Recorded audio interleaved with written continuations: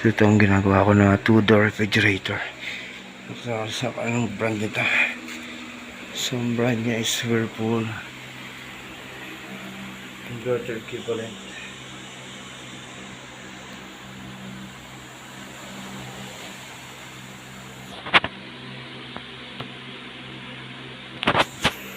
So siya ay inverter equivalent, pero actually hindi inverter dahil yung kanyang motor ay R1AAA.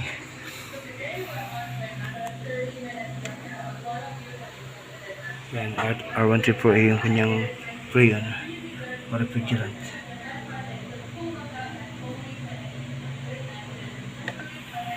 Then yung kanyang control, yan.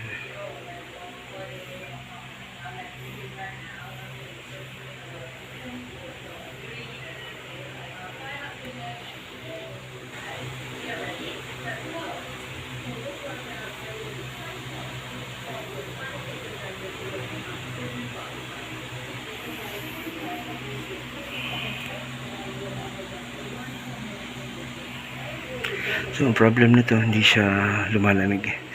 So kaya yan, baho dito dahil kumatas na yung mga na-defrost na frozen meat dun sa taas.